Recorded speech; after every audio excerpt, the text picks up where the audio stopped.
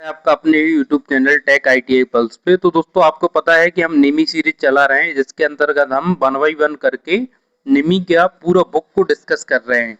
तो दोस्तों ये हम निमी का पिछले टॉपिक में हमने सरफेस गेज तक देख लिया था, है ना। यूनिवर्सल सरफेस गेज, उसके पार्ट्स और सारी चीजें हमने समझी। दोस्तों इस सीरीज में हम 7वें नंबर की वीडियो ये हम रिकॉर्ड कर रहे हैं। तो 7वें नंबर की वीडियो हम चीजल को देखेंगे। दोस्तों चीजल हमारा पहला टॉपिक है आज का। तो दोस्तों चीजल है वो किस धातु से बनाया जाता है, किस किस टाइप के चीजल होते हैं, है ना। और जो चीजल है उनके पॉइंट एंगल किस हिसाब से रखे जाते हैं, है ना, इंक्लाइन एंगल क्या है, तो सारी चीजें A to Z बिल्कुल वीडियो में डिस्कस करेंगे। तो अंत तक बने रहिए। हम स्टार्ट करते हैं चीजल। दोस्तों जो कोल्ड चीजल है ना, कोल्ड चीजल एक हाथ कर्तन औजार है ना, एक सिंगल पॉइंट कटिंग टूल है। हाथ का मतलब हाथ से काटते हैं, है ना, चीजल को हाथ से पकड़ के ही कटिंग करते हैं, तो सिंगल पॉइंट कटिंग टूल है। पहला क्वेश्चन यही पूछा जाता है एग्जाम में कि चीजल क्या है। ये क्या है? सिंगल पॉइंट कटिंग टूल है, जो किसी फिटर द्वारा चिपिंग कर्तन जैसी संक्रिया करने के लिए किया जाता है। दोस्तों किसी भी फिटर के द्वारा, जैसे मान लो कोई एक्स्ट्रा मटेरियल किसी धातु से हटाना है, तो उसके लिए क्या करते हैं, हम चिपिंग प्रोसेस करते हैं, जिसमें चीजल के द्वारा, फ्लैट चीजल के द्वारा उसकी सरफेस से मटेरियल को हटाया जाता है। और अन्य कटिंग ऑपरेशन जो करना है वो चीजल के द्वारा हम कर सकते हैं। तो दोस्तों ये चीजल है, इसका सबसे पहला पॉइंट आपको ये नोट कर लेना है कि चीजल एक सिंगल पॉइंट कटिंग टूल है, जिसका प्रयोग मटेरियल को हटाने के लिए करते हैं।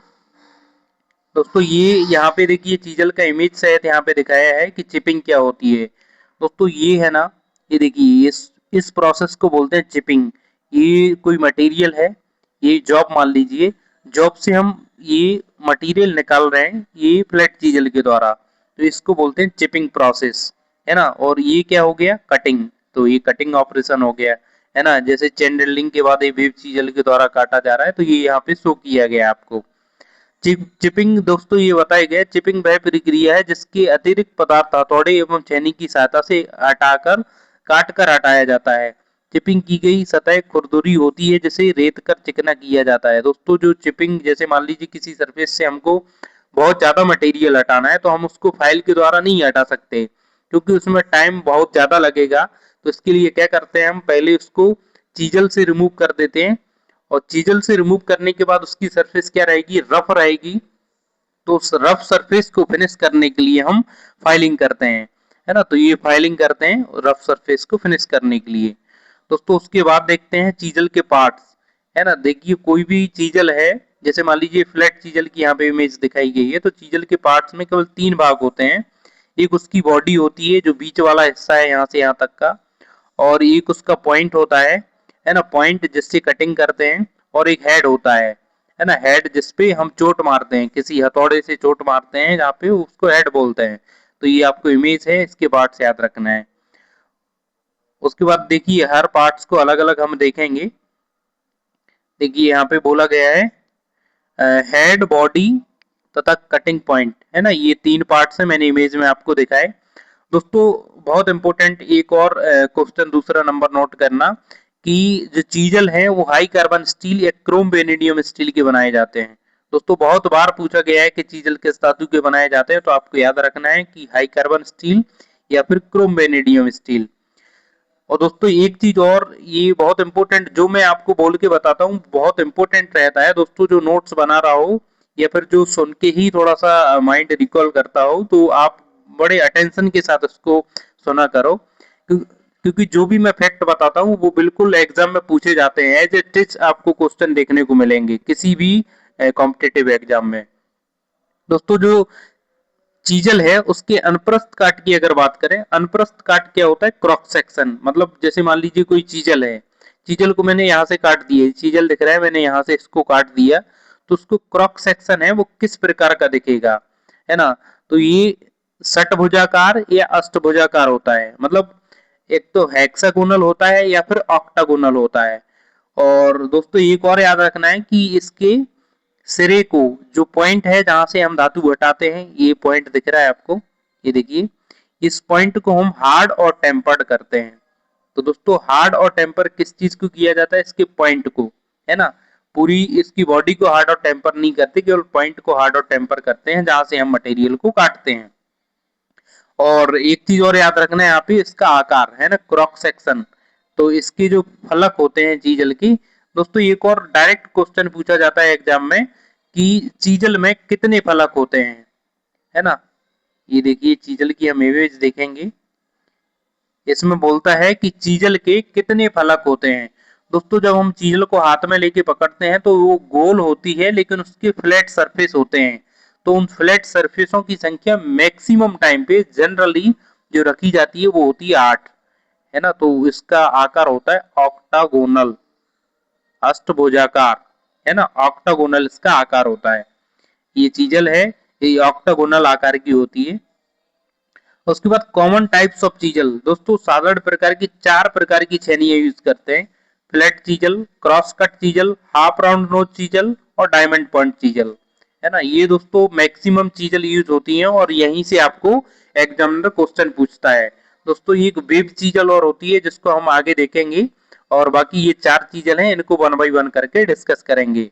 दोस्तों आपने फ्लैट चीजल सामान्यतः कहीं भी देखने को मिल जाती है। फ्लैट चीजल, ये चीजल है फ्लैट, इसका इमेज आपने भली भांति देखा होगा। तो इनका प्रयोग कहाँ पे करते हैं, चिपिंग करने के लिए। इनका उपयोग बड़ी सपाट सतहों से पदार्थों को हटाने एवं वेल्ड जोड़ एवं ढलाई, मतलब जैसे मान लीजिए हमने वेल्डिंग कर दी 2 पार्ट्स की, वेल्डिंग करने के पश्चात जो एक्सेस मटेरियल होता है वेल्डिंग का, उसको हटाना, और कास्टिंग के पश्चात जो अतिरिक्त धातु है उसको चिपिंग करके हटाना। चिपिंग क्या प्रोसेस है, चिपिंग का हमने पढ़ाई है कि चिपिंग क्या होती है, किसी धातु से अतिरिक्त जो मटेरियल है उसके हटाने की प्रक्रिया को चिपिंग बोलते हैं, है ना। तो चिपिंग के लिए कौन सी चीजल यूज होती है, फ्लैट चीजल। आगे देखते हैं, देखिए इसमें क्रॉस कट चीजल की भी इमेज दी हुई है। ये देखिए ये क्रॉस कट चीजल है, ये फ्लैट चीजल है। इसका पॉइंट इस टाइप से रहता है, इसको कैप चीजल भी बोलते हैं। क्रॉस कट चीजल को कैप चीजल भी बोलते हैं। दोस्तों जो भी मैं पॉइंट बोलता हूं ना, वो आप एक एक पॉइंट को नोटिस करके चलना, यही एग्जाम में पूछा जाता है। आप किसी भी एग्जाम में देखना, क्वेश्चन कहीं आसमान से नहीं आते, ये बुक से ही बनाए जाते हैं और वही क्वेश्चन आप हल नहीं कर पाते, है ना दोस्तों। तो ये चिपिंग क्या कर रहा है, ये फ्लैट चीजल है, इसके द्वारा यहाँ पे चिपिंग करती हुई दिखाई जा रही है।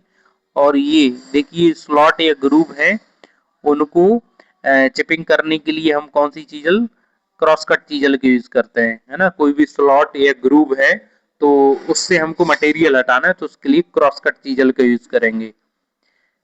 ये देखिए यहाँ पे क्रॉस कट और कैप कट चीजल, मैंने बताया कि क्रॉस कट चीजल को कैप कट चीजल के नाम से भी जानते हैं, है ना। ये आप जहां भी नोट्स बना रहे हो उसमें लिख लेना। इसका प्रयोग की बेस और ग्रूव और स्लॉट, की बेस ग्रूव और स्लॉट को बनाने या काटने के लिए प्रयोग किया जाता है। किस चीजल का, क्रॉस कट चीजल का। दोस्तों हाफ राउंड नोज चीजल, है ना, हाफ राउंड जो चीजल है, हाफ राउंड चीजल की अगर बात करें तो इसका प्रयोग ऑयल ग्रूव, है ना, बक्राकार, बक्राकार खांचे या ऑयल ग्रूव, जिसको बोलेंगे हम कर्व,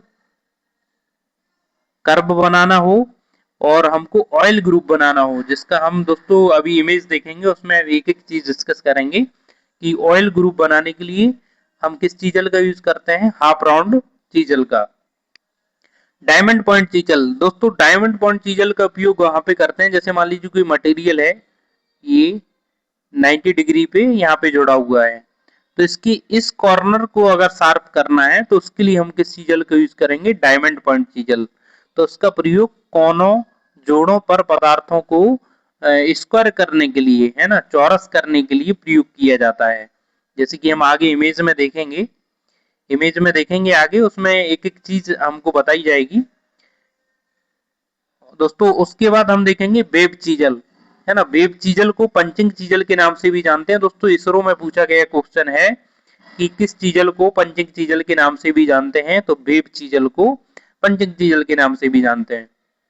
दोस्तों आप सभी ने ये जो फिटर, टर्नर, मशीनिस्ट, जो भी ट्रेड से अपन ने आईटी करी है, तो उसमें आपने पढ़ा होगा चेन ड्रिलिंग। चेन ड्रिलिंग क्या है, छोटे छोटे हॉल एक लाइन में कर देना, उसको बोलते हैं चेन ड्रिलिंग, है ना। ये देखिए मैंने आपको करके दिखाया। तो चेन ड्रिलिंग के पश्चात जो मटेरियल है उसको हटाने के लिए किस चीजल का यूज करते हैं हम? वेब चीजल या पंचिंग चीजल, है ना। तो वेब चीजल या पंचिंग चीजल का यूज क्या है कि चेन ड्रिलिंग के पश्चात हमको वो मटेरियल रिमूव करना है, तो उसके लिए हम कौन सी चीजल का यूज करेंगे? वेब चीजल या पंचिंग चीजल। ये देखिए यहाँ पे इमेज के थ्रू दिखाया गया है हर चीज को। ये दोस्तों हाफ राउंड चीजल है, ये हाफ राउंड चीजल है। इसका प्रयोग, ये देखिए कर्व बनाया ना, कर्विकल ग्रुप बनाया, ऑयल ग्रुप बना रहा है ना। ऑयल ग्रुप बनाने के लिए, कर्विकल ग्रुप बनाने के लिए, वक्राकार कट बनाने के लिए और ऑयल ग्रुप, है ना, ये इसका यूज। दोस्तों ये वेब चीजल, यहाँ पे ये चेन ड्रिलिंग है। चेन ड्रिलिंग आपको पता ही होगा कि जब छोटे छोटे हॉल एक लाइन में कर दिए जाते हैं उसको बोलते हैं चेन ड्रिलिंग, जिसका प्रयोग अतिरिक्त धातु को हटाने के लिए किया जाता है ना। तो ये जो दो, जैसे मान लीजिए ये दो हॉल हैं, इनके बीच से जो मटेरियल हटाना है इसको हम ये वेब चीजल के माध्यम से हटाएंगे, है ना। तो ये सिंपल सी क्वेश्चन पूछे जाते हैं आपको दोस्तों। उसके बाद बात करते हैं, यहाँ पे देखिए छेनी को स्पेसिफाई कैसे किया जाता है ना, इसका स्पेसिफिकेशन कैसे दिया जाता है। ये देखिए जब भी कोई चीजल होती है तो हम चीजल में क्या क्या चीजें देखते हैं कि चीजल की लंबाई कितनी है, टिप या पॉइंट, जो टिप या पॉइंट होता है, जैसे मान लीजिए ये पॉइंट है, इस पॉइंट की थिकनेस कितनी है ना, इस पॉइंट की थिकनेस कितनी है, और उसका प्रकार, मतलब कि जैसे मान लीजिए क्रॉस कट है या फ्लैट चीजल है या राउंड नोच चीजल है, हाफ राउंड नोच चीजल है, वेब चीजल है, तो उसके टाइप और उसके बॉडी का क्रॉस सेक्शन, है ना, अनुप्रस्थ काट, हेक्सागन है या ऑक्टागन, है ना, 8 उसके फलक हैं या 6 फलक, ये भी हमको बताना पड़ेगा उसके स्पेसिफिकेशन में। दोस्तों ये डायमंड पॉइंट चीजल का मैंने यूज बताया था कि कॉर्नर से किसी मटेरियल को हटाना हो तो उसके लिए कौन सी चीजल का यूज करेंगे हम? डायमंड पॉइंट चीजल का यूज करेंगे। तो दोस्तों ये चीजल का ए टू जेड हमने डिस्कस किया कि कितने टाइप के होते हैं और किस चीजल का कहाँ पे यूज किया जाता है और चीजल का मटेरियल क्या होता है। अब दोस्तों आगे देखते हैं कि चीजल को यूज कैसे करते हैं, उसके एंगल क्या क्या बनते हैं यूज करते टाइम। दोस्तों जब भी हम चीजल को यूज करते हैं तो उसमें 3 से 4 एंगल आपको देखने को मिलते हैं। देखो छेनी का सही नॉक या पॉइंट एंगल चिपिंग किए जाने वाले पदार्थ पर निर्भर करता है। दोस्तों जो चीजल को पॉइंट एंगल जो हम देते हैं वो डिपेंड करता है कि हम किस मटेरियल पे चीजलिंग कर रहे हैं, किस मटेरियल से हमको पदार्थ हटाना है। अगर वो मटेरियल हार्ड होगा तो उसका पॉइंट एंगल अधिक रखा जाएगा, और सॉफ्ट होगा तो हल्के कोण है ना, हल्के कोण मतलब कम पॉइंट एंगल, बड़े कोण मतलब बड़ा पॉइंट एंगल, है ना। तो जो हार्ड मटेरियल उसके लिए पॉइंट एंगल कैसा रखेंगे? बड़ा रखेंगे, और सॉफ्ट जो मटेरियल उसके लिए पॉइंट एंगल छोटा रखेंगे। देखिए जो क्लियरेंस कोण और कोण के झुकाव से सही रैक एवं अंतर कोण बनता है। दोस्तों ये जब हम चीजल को यूज करते हैं, जैसे मान लीजिए हमने ये मटेरियल हटा रहे हैं यहाँ से, तो इस मटेरियल को हटाते टाइम हमने ये चीजल को इतने इंक्लाइंड करके पकड़ा, तो ये जो वर्क सरफेस है वर्क पीस का और इसकी सेंटर लाइन, इनके बीच में जो एंगल बनेगा उसको बोलते हैं एंगल ऑफ इंक्लिनेशन, है ना, एंगल ऑफ इंक्लिनेशन बोलते हैं। उसके बाद ये जो मटेरियल हटा रहे हैं, और ये देखिए इसके अगर हम एकदम परपेंडिकुलर लाइन निकाल दें और चीजल के टॉप फेस, है ना, जो पॉइंट का टॉप फेस, इसके बीच में जो एंगल बनता है इसको बोलते हैं रैक एंगल। दोस्तों ये जो बॉटम फेस है, ये बॉटम फेस और वर्कपीस, इसके बीच में जो एंगल बनता है उसको बोलते हैं हम क्लियरेंस एंगल, है ना, क्लियरेंस एंगल। और दोस्तों पॉइंट एंगल आपको पता ही है कि पॉइंट एंगल चीजल का अलग अलग होता है, जो दोनों पॉइंट के बीच में ही बनता है। यहाँ पे हम एंगल एक एक देखेंगे। ये देखिए ये पूरा एंगल दिखाया गया है यहाँ पे। दोस्तों जो अल्फा इंडिकेट कर रहा है ये आपको क्लियरेंस एंगल है, उसका जो बीटा है ये इसका पॉइंट एंगल है, और गामा ये इसका रैक एंगल है ना। और एंगल ऑफ इंक्लिनेशन क्या होता है?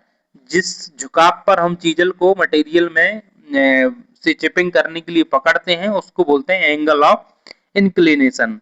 दोस्तों यही 4 कोण होते हैं जो आपको याद रखना है और यहीं से क्वेश्चन पूछा जाता है आपको एग्जाम में। बाकी चीजें आपको याद नहीं रखना है। दोस्तों ये बहुत सिंपल सा है, अगर आप इस डायग्राम को समझ जाएंगे तो हर एक क्वेश्चन का आप जवाब बड़े आसानी से दे पाएंगे, है ना। तो जो लिखा हुआ है उसमें यही लिखा है कि देखिए रेक एंगल की अगर बात करें तो चीजल के पॉइंट का ऊपरी हिस्सा और जो मटेरियल हटा रहे हैं उसके परपेंडिकुलर लाइन के बीच जो एंगल बना उसको हमने रेक एंगल बोला।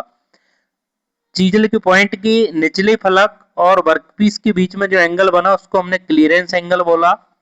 उसके बाद चीजल के दोनों पॉइंट्स के निचले और ऊपरी फलक के बीच में एंगल बना उसको बोला हमने पॉइंट एंगल। और जो जिस झुकाव पे हमने चीजल को पकड़ा उसको बोलते हैं एंगल ऑफ इंक्लिनेशन, है ना, झुकाव का कोण।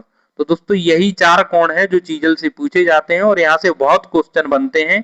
आप सीधे इमेज को ही ये पूरा रट लेना, बहुत अच्छे से समझ लेना इसको।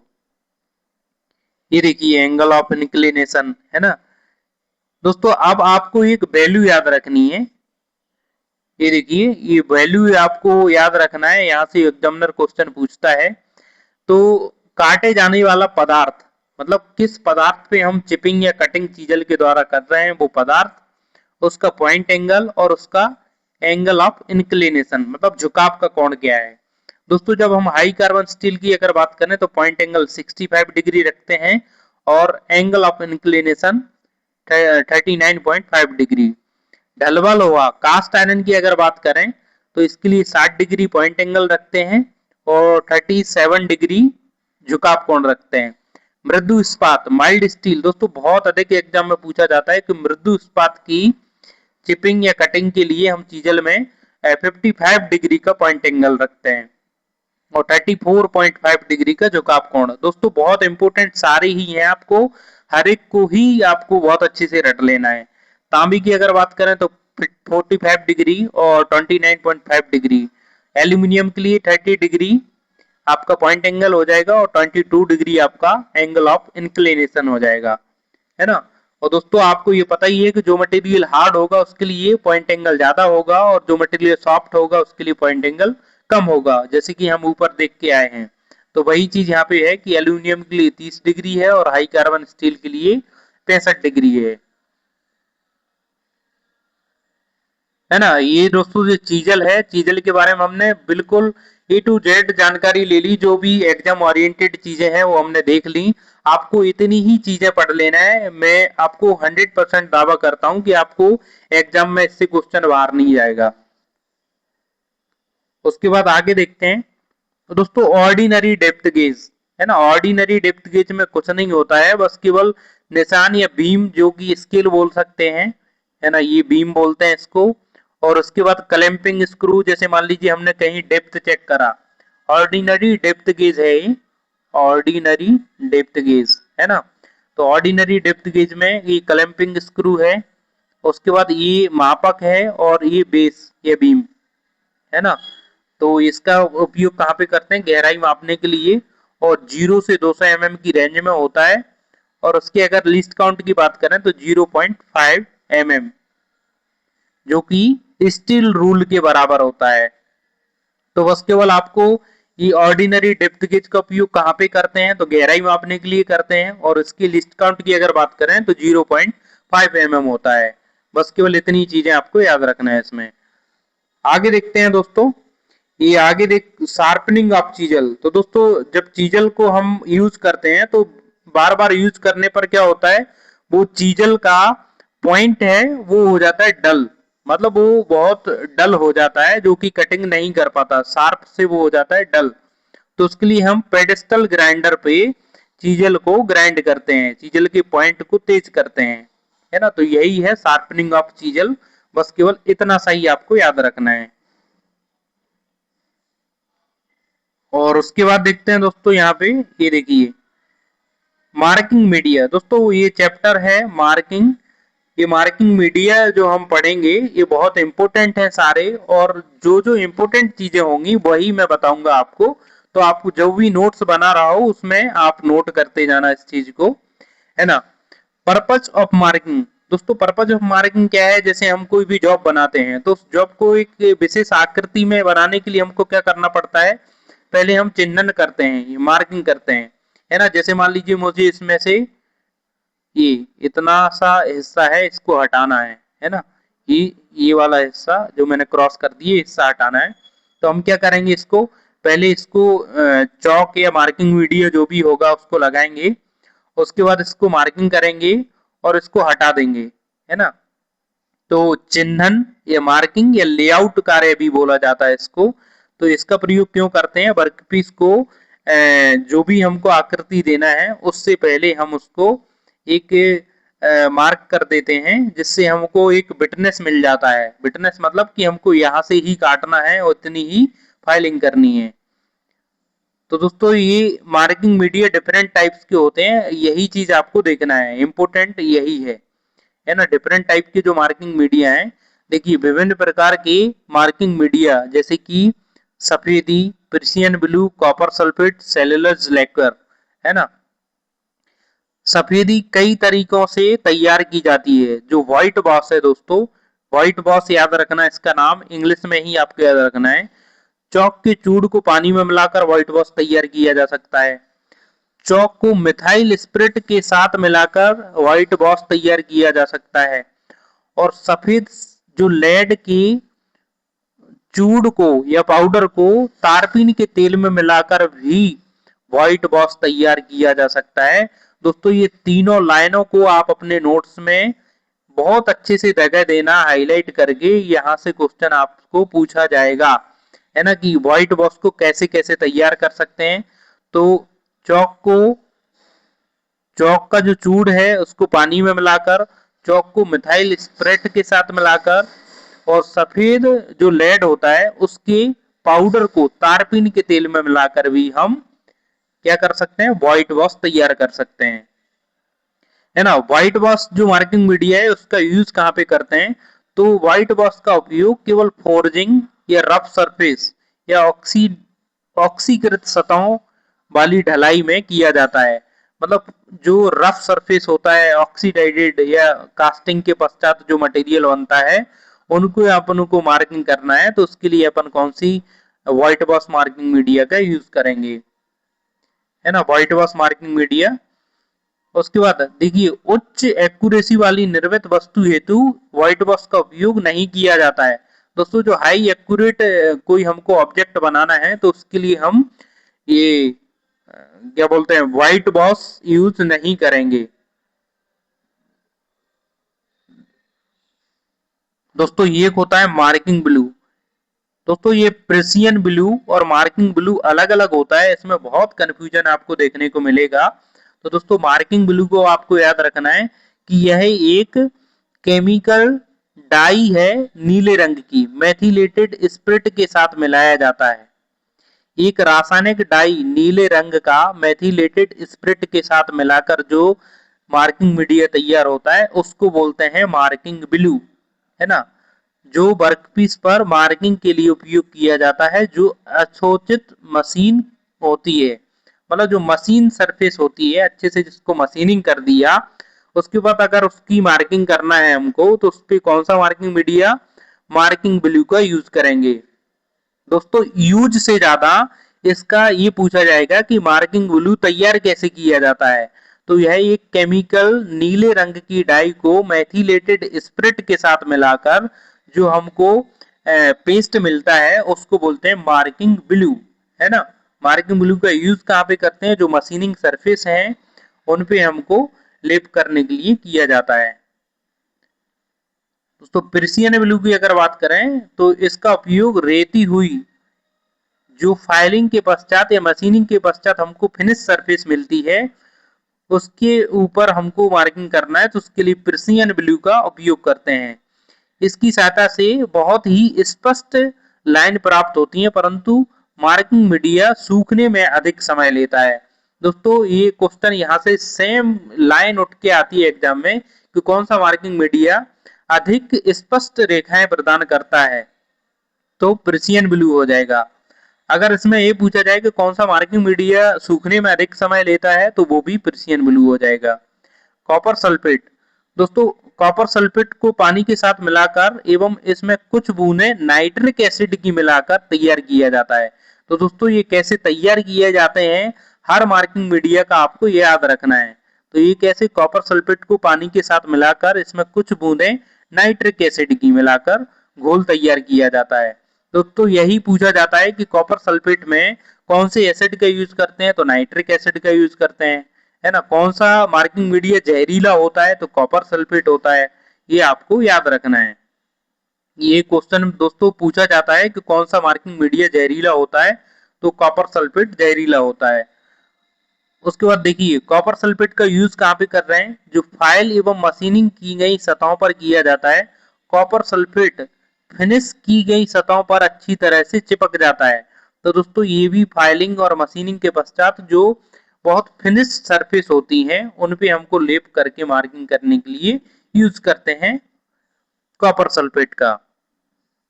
देखिए कॉपर सल्फेट जहरीला होता है। दोस्तों ये क्वेश्चन बहुत बार पूछा गया है कि कौन सा मार्किंग मीडिया जहरीला होता है, तो कॉपर सल्फेट। इसलिए इसके रख रखाव में बहुत सावधानी बरतनी चाहिए। चिंदन के पहले कॉपर सल्फेट के लेप को अच्छी तरह सुखा लेना चाहिए, अथवा घोल चिंदन और औजार से चिपक सकता है। दोस्तों जो मार्किंग जो घोल है या लिक्विड है वो औजार से चिपक सकता है, इसलिए उसको अच्छी तरह से सुखा लेना चाहिए। जनरल सा क्वेश्चन है बस केवल। सेल्यूलोज लिक्विड की अगर बात करें तो दोस्तों यह व्यापारिक रूप से उपलब्ध मार्किंग मीडिया है। यह विभिन्न रंगों में पाया जाता है और तेजी से सूखता है। तो दोस्तों केवल यहाँ से दो क्वेश्चन बनेंगे कि कौन सा मार्किंग मीडिया विभिन्न रंगों में पाया जाता है, तो सेल्यूलोज लिक्विड, और तेजी से कौन सा मार्किंग मीडिया सूखता है, तो सेल्यूलोज लिक्विड, है ना। बस केवल इतना ही आपको याद रखना है। उसके बाद एक शब्द भी कहीं से मत पढ़िए। मैं प्रॉमिस करता हूं कि यहीं से आपको एग्जाम में क्वेश्चन देखने को मिलेंगे, है ना। तो ये मार्किंग मीडिया पढ़ा दोस्तों हमने। उसके बाद है दोस्तों ये सरफेस प्लेट, है ना। तो सरफेस प्लेट किस किस मटेरियल के बनाए जाते हैं, उनके ग्रेड क्या होते हैं, और सरफेस प्लेट को यूज क्यों करते हैं, दोस्तों ये हम इस जो टॉपिक है इसमें हम समझेंगे। तो दोस्तों सरफेस प्लेट क्या होती है, बहुत फिनिश्ड सरफेस होती है जो कि वर्कपीस के लिए डेटम प्रदान करती है मार्किंग करने के लिए, है ना। तो ये एक्यूरेट विमीय शुद्धताओं को चिन्हन करने के लिए किया जाता है। पूर्णतः डाटम का काम करता है ना। ये बस लिखा है, केवल आपको ध्यान नहीं देना है ज्यादा। और आगे जो इसका मटेरियल है दोस्तों सरफेस प्लेट का, ये पूछा जाता है, ये आपको पढ़ना है। सरफेस प्लेट प्राय जो हाई क्वालिटी की कास्ट आयरन की बनी होती है, जिसमें डिस्टॉर्शन, विरूपण मतलब डिस्टॉर्शन से बचने के लिए स्ट्रेस दूर कर लिया जाता है ना, स्ट्रेस रिलीव्ड। अगर इसके मटेरियल की बात करें तो इसमें ऐसा लिखा आएगा, stress relieved high grade cast iron, है ना। Stress relieved high grade cast iron की सरफेस प्लेट बनाई जाती है। कार्य सतह की मशीनन करके खुरच लिया जाता है। दोस्तों जो उसकी सरफेस है उसको कैसे हम एक्यूरेट करते हैं कि उसको मशीनिंग करने के पश्चात उसको स्क्रैपिंग द्वारा एकदम स्मूथ कर लेते हैं। दृढ़ता प्रदान करने के लिए अंदर की तरफ वेब बनी रहती है। ये दोस्तों ये इसका चित्र दिखाया गया है, हैवी रिब है। ये इसको क्या करता है दोस्तों, यही क्वेश्चन पूछा जाएगा आपको कि हैवी रिब अंदर की तरफ क्यों प्रदान की जाती है, तो उसको दृढ़ता, है ना, दृढ़ता या मजबूती प्रदान करने के लिए दी जाती हैं। ये क्वेश्चन यहाँ से पूछा जाएगा आपको। दोस्तों समतल करने में समानता एवं सुगमता के लिए 3 बिंदुओं पर आलंब दिए जाते हैं। दोस्तों ये क्वेश्चन कई बार पूछा गया है कि उसको 3 पॉइंट सस्पेंशन क्यों दिया जाता है सरफेस प्लेट को। तो दोस्तों समतल करने में जो समानता और सुगमता के लिए 3 बिंदुओं पर हम क्या करते हैं, इसको सस्पेंशन देते हैं। हम आगे देखेंगे। देखिए इसको 1 2 3, है ना, 3 सस्पेंशन पॉइंट है ना इसके। तो समानता एवं सुगमता के लिए, जो फ्लैटनेस में समानता एवं सुगमता के लिए 3 बिंदुओं पर सस्पेंशन को देते हैं, है ना। और उसके बाद अगर देखें कि अदर मटेरियल यूज जो का इसको बनाने के लिए यूज होता है, ये देख रही हो दोस्तों जो इमेज है इसमें हमको 3 पॉइंट सस्पेंशन देखने को मिल रहा है, 1 2 और इस साइड 1 और 3। है ना। और उसके बाद एक्यूरेटली स्क्रैप्ड फ्लैट सरफेस ये हमको देखने को मिल रही है यहाँ पे। अदर मटेरियल की अगर बात करें तो दोस्तों ये ग्रेनाइट की भी बनाई जाती है ना। सरफेस प्लेट ग्रेनाइट की भी बनाई जाती है। तो ग्रेनाइट डेंस एवं स्टेबल होता है। ग्रेनाइट से निर्मित सरफेस प्लेट अपनी जो प्रिसीजन है, सरफेस एक्यूरेसी है, वो बनाए रखती है ना। तो ये जो सरफेस प्लेट है इस पे रेसे नहीं पड़ते हैं, क्योंकि वो जब ग्रेनाइट की बनाएंगे तो उस पे स्क्रैच वगैरह आने की पॉसिबिलिटी कम रहती है ना। तो आपको मटेरियल याद रखना है कि ग्रेनाइट की भी बनाई जाती है और stress relieved high grade cast iron की भी सरफेस प्लेट बनाई जाती है। क्लासिफिकेशन की अगर बात करें तो जो सरफेस ग्रेड है वो 3 ग्रेड में मिलती है, 1, 2 और 3 नंबर, है ना। ये देखिए 1, 2 और 3 नंबर यहाँ पे लिखे हैं। लेकिन 2 या 3 की अपेक्षा जो एक ग्रेड है, ग्रेड 1 की सरफेस प्लेट है, वो अधिक प्रिसीजन होती है, मतलब अधिक शुद्ध होती है ना। तो ये यही चीज है, बस केवल यही देखना है। 3 से 4 क्वेश्चन आपको सरफेस प्लेट से देखने को मिलते हैं कि मटेरियल क्या होता है, उसको 3 पॉइंट सस्पेंशन क्यों दिया जाता है और उसके ग्रेड कौन कौन से होते हैं, है ना। बस केवल इतनी चीजें आपको याद रखना है। एंगल प्लेट, दोस्तों एंगल प्लेट की अगर बात करें तो एंगल प्लेट ये देखिए इस टाइप से दिख रही है। और इसकी इस एंगल की अगर बात करें तो ये 90 डिग्री होता है। उसके दो सरफेस होते हैं, 1 और 2, है ना। दोनों सरफेस 90 डिग्री पे आपस में जुड़े होते हैं। और इससे क्वेश्चन अगर पूछने की बात करें तो ये पूछा जाता है कि ये इसमें स्लॉट क्यों दिए जाते हैं। दोस्तों इसमें स्लॉट इसलिए दिए जाते हैं कि किसी जॉब को हमको क्लैंप करके मार्किंग करना है, तो उसके लिए ये स्लॉट दिए जाते हैं। ये रिब क्यों प्रदान किए जाते हैं, दोस्तों ये रिब दिए जाते हैं मजबूती के लिए, स्ट्रेटेजिक, मतलब स्टडी थोड़ी सी दृढ़ता उसकी बढ़ जाए उसके लिए इसमें रिब प्रदान किए जाते हैं। और दोस्तों ये टाइप्स ऑफ एंगल प्लेट, है ना, एंगल प्लेट के हम प्रकार देखेंगे। तो एंगल प्लेट देखिए सामान्यतः प्रयोग किए जाने वाली 3 प्रकार की एंगल प्लेट में सादा जो सॉलिड टाइप एंगल प्लेट है वो सबसे अधिक प्रयोग किए जाते हैं। इसमें दो तलिए को 90 डिग्री पर पूर्ण रूप से मशीनित किया जाता है। दोस्तों ये एंगल प्लेट है, इसको दो जो सरफेस है इनको 90 डिग्री पे, ये देखिए ये 90 डिग्री पे रहते हैं और उस पे दो सरफेस रहते हैं, 1 और 2, ये अच्छे से मशीनिंग की जाती है इनकी। और देखिए ये जो जैसे मान लीजिए जिस जिस वर्क पीस पे हमको मार्किंग करनी है तो उसको यहाँ पे सटा करके आसानी से वर्नियर हाइट गेज के साथ इसकी मार्किंग कर सकते हैं। तो दोस्तों यहाँ से ये उसके बाद ये पूछा जाता है कि स्लॉटेड मतलब स्लॉट क्यों दिए जाते हैं स्लॉटेड एंगल प्लेट में। तो यह सादे ठोस कॉर्ड प्लेट की अपेक्षा बड़ी साइज में होती है और इसमें जो स्लॉट कटे होते हैं जैसे कि हमको देखने को मिल रहा है ये स्लॉट, इसका प्रयोग करते हैं हम जॉब को क्लैंप करने के लिए। ये देखिए ये जो है हमको यहाँ पे कोई जॉब है उसको बांध करके यहाँ पे मार्किंग करना है तो उसके लिए हम ये स्लॉट प्रदान करते हैं, है ना। और उसके बाद अगर देखें ये देखिए ये जो स्लॉट हैं उनकी सहायता से ये वर्कपीस को यहाँ पे क्लैंप कर लिया, यहाँ पे भी क्लैंप कर लिया और आसानी से हम सरफेस गेज या वर्नियर हाइट गेज के द्वारा इस पे मार्किंग कर पा रहे हैं, है ना। और एक और दोस्तों अगर बात करें तो swivel type angle plate, swivel type angle plate में क्या होता है कि इसके एंगल को एडजस्ट किया जा सकता है। इसके जो दोनों फेस होते हैं वो 90 डिग्री पे जुड़े रहते हैं लेकिन इसके एंगल को एडजस्ट भी हम कर सकते हैं। देखिए यहाँ पे लिखा है एडजस्टेबल होता है, जिसमें दो सतहों को एक कोण पर रखा जा सकता है। दो मशीन की गई सतहों अलग टुकड़ों में संयोजित होती हैं। ये देखिए इस पे मार्किंग आसानी से की जा सकती है। और जब हमको मान लीजिए एक दूसरे को 90 डिग्री के कोण पे मिलता है और अगर हमको चेंज करना है तो उसके दोनों फेस को हम चेंज कर सकते हैं। दोस्तों ये बॉक्स एंगल प्लेट है, ये भी इससे भी काफी क्वेश्चन पूछे जाते हैं। तो बॉक्स टाइप जो एंगल प्लेट है इनका भी इस्तेमाल अन्य किस्म की एंगल प्लेट की तरह ही किया जाता है। सेटिंग के पश्चात जॉब के को बॉक्स के साथ घुमाया जा सकता है ताकि आगे की चिन्हन एवं मशीनिंग किए जा सकें। ये देखिए ये यहाँ पे आपको बॉक्स टाइप एंगल प्लेट देखने को मिल रहा है। ये इसमें क्या रहता है, इसकी जो चारों फलक हैं 1 2 3 और 4, चारों आसानी से मतलब बहुत अच्छे से मशीनिंग की हुए होते हैं और इसमें स्लॉट या ग्रुप दिए जाते हैं। ये टी बोल्ट स्लॉट है, यहाँ पे हमको कोई जॉब बांधना है तो स्लॉट काट दिए। तो बॉक्स टाइप एंगल प्लेट है, इसका यूज कहाँ पे करते हैं, किसी भी साइड से, मतलब जैसे मान लीजिए कोई वर्क पीस है उस पर कई ऑपरेशन करना है तो उसको आसानी से 1 2 3 साइड पे पलटाया जा सकता है ना।